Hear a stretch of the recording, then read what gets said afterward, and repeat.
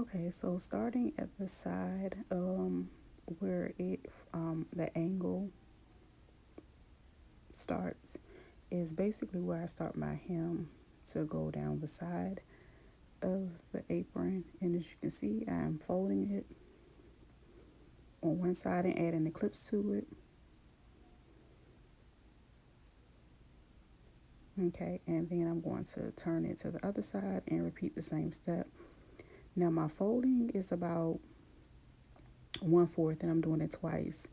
Now you are more than welcome to create a bias strip to go around the sides of your apron. However, I am going to fold mine and make seams.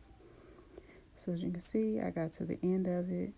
What I'm going to do now is fold all of this at the bottom. And I'm going to repeat the same step. I'm going to do 1/4 and then I'm going to fold it again. So fold it twice at 1/4 and that's at the corner. And I'm going to just go straight across.